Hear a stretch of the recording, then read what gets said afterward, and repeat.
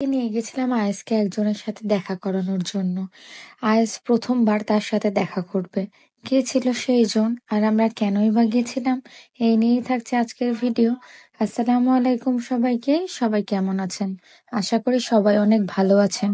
আমরা বিকালবেলা রেডি হয়ে বের হয়ে গেছিলাম আর আমরা অটোতে করে যাচ্ছিলাম। আয়াজ আমার কোলে বসেছিল আর ও চারিদিকে দেখছিল। বাইরে বের হলেও অনেক খুশি থাকে। চারিদিকে দেখে, কোনো জ্বালাতন থাকে না, শুধু অবাক দৃষ্টিতে তাকিয়ে থাকে। তারপরে এই তো আমরা নেমে গেছি। আর নেমে এখন অনেকখানি রাস্তা হাঁটা লাগবে, কিন্তু আমরা অটোতেই যাব। শুধু একটু খারাপ রাস্তা ছিল, ওইটুকু রাস্তা আমরা হেঁটে গেছিলাম, তারপরে অটোতে উঠে গেছিলাম আবার। তারপরে আমরা চলে এসেছিলাম আর বাসায় ঢুকে যাচ্ছিলাম। তারপরে ঢুকেই দেখা মিলে গেল।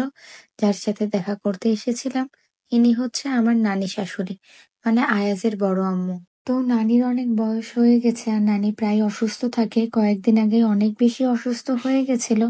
আর আয়াজ জন্মের পর থেকে একবারও নানি ওকে দেখেনি। এই জন্য আমরা আজকে ওকে নিয়ে চলে এসেছি।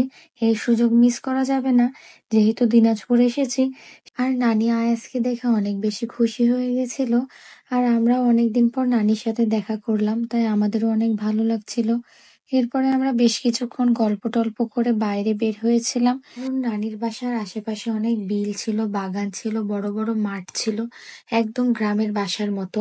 আমরাও বের হয়েছিলাম যে আয়াজকে একটু ঘুরে নিয়ে বেড়াই আর আমরাও দেখে আসি। তারপরে ওই তো আয়াজ ওর আব্বুর মাথায় উঠে বসে আছে, মানে ঘাড়ে উঠে বসে আছে।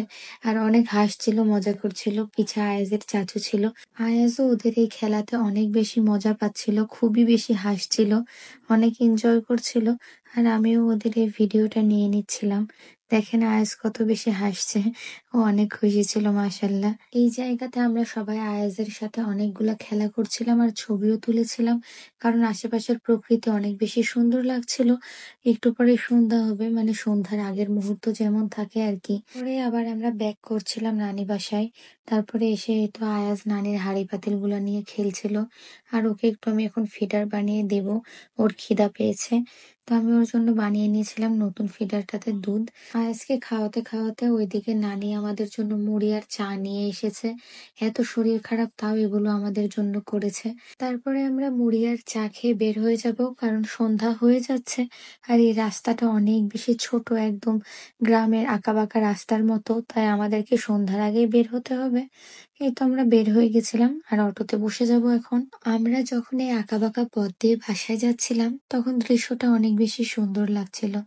চারিদিকে ছিল সবুজ ফসল আর আকাশটা ছিল লালচে লালচে, মানে সন্ধ্যার আগের আকাশটা যেমন থাকে।